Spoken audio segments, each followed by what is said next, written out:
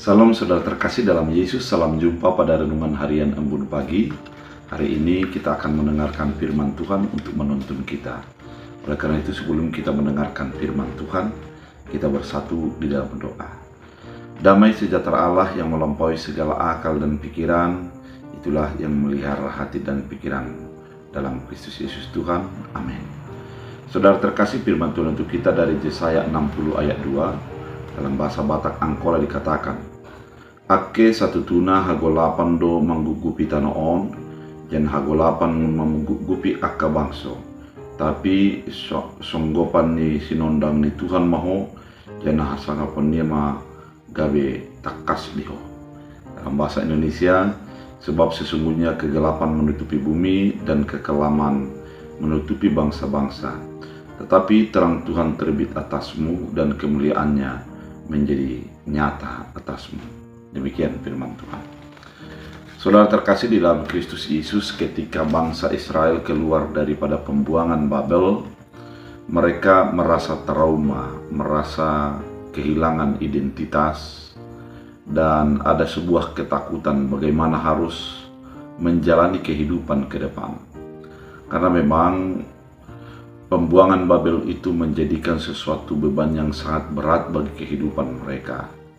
Dan secara kemanusiaan wajarlah mereka menjadi merasa gelisah dan takut dan sulit untuk bergerak menuju sebuah pembaharuan yang baru.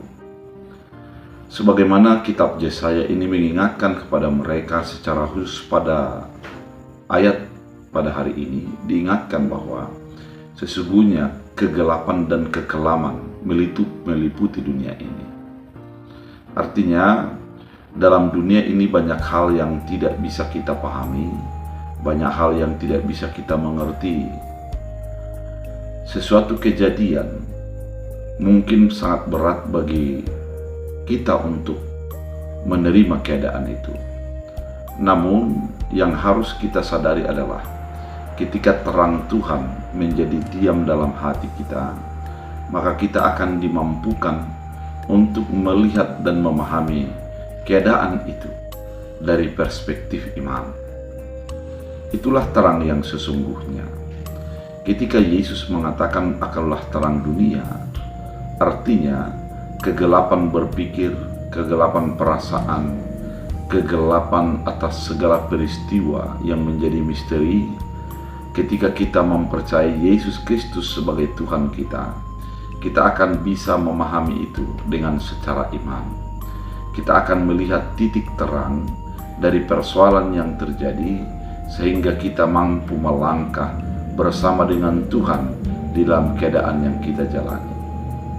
Oleh karena itu, saudara terkasih di dalam Kristus Yesus, yang dibutuhkan bagi kita adalah ketika kita menghadapi kebuntuan, ketika kita menghadapi pergumulan, mari datang kepada Tuhan, menyerahkan diri sepenuhnya kepada kehendak dan keinginannya.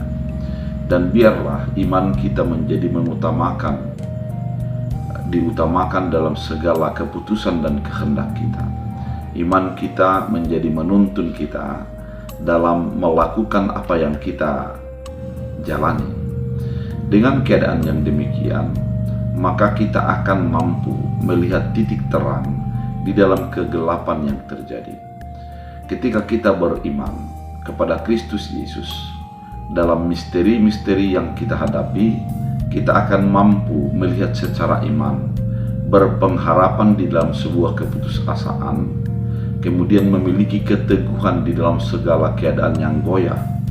Dan dengan demikian, kita akan menjadi mampu diterangi oleh firman itu, diterangi oleh Yesus Kristus di dalam kegelapan yang kita hadapi.